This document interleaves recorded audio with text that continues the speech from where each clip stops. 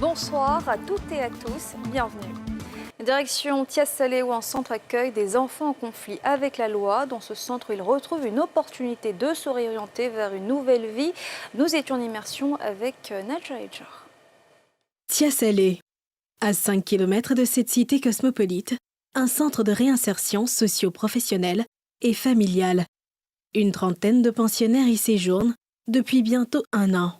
Des enfants en conflit avec la loi, recueillis pour une rééducation sociale. Parmi eux, un ex-prisonnier mineur venu de Ferkessédougou. J'étais avec mes amis, on partait voler.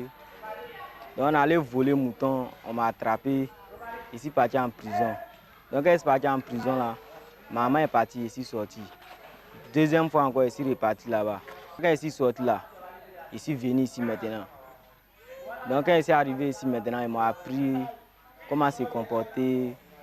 Donc un peu, j'ai suivi ça. Donc maintenant, ça va. Comme lui, la plupart des enfants en rééducation dans ce centre ont côtoyé la drogue et l'alcool et ont un antécédent peu reluisant. Je fumais, je prenais de la drogue, des comprimés, tout ça. Je découchais, je recevais ma grand-mère, tout ça. Même mon père, des fois, quand il m'appelle comme ça, je ne décroche pas. Mais quand il décroche, il parle et puis il dépose le téléphone et puis il sort. Dans ce centre, les enfants sont suivis sur 3 axes: la formation, la rééducation, la réintégration familiale. Une mission pas gagnée d'avance. Cette année, par exemple, nous avons reçu 33 enfants. Nous avons pu stabiliser 30 enfants qui ont pu rester au centre parce que quand ils arrivent, ce n'est pas facile. Le premier réflexe, c'est de s'évader, c'est de fuir.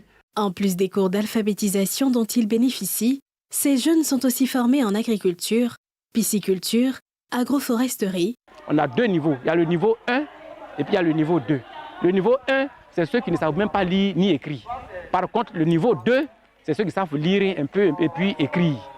Voilà. Donc, au niveau de l'alphabétisation, nous avons ces 2 niveaux. Maintenant, après le niveau 2, on aborde maintenant ce qu'on appelle la post-alphabétisation. Si tu n'as pas de métier et que tu passes ici, quand tu retournes là, tu ne fais rien, où tu vas avoir l'argent? Tu vas retomber dans la délinquance. Donc, il faut les former, il faut leur donner un petit métier. Tu vas leur permettre de se réinsérer, de rentrer dans la société, d'être autonome financièrement, de connaître le goût du travail. Des acquis que ces jeunes comptent mettre à profit à la sortie de ce centre. À la sortie d'ici, c'est l'élevage de poulet que j'aimerais faire. Parce que c'est sur ça que je me suis basé le plus. C'est ça que j'ai aimé. S'ils étaient pour leur famille source de peine et de honte, aujourd'hui, ils peuvent prendre un nouveau départ. Ils ont reçu à cet effet des attestations de fin de formation. Leur diplôme en poche, les pensionnaires pourront être insérés professionnellement grâce à l'appui des responsables qui continueront de les suivre, même au-delà des murs du centre.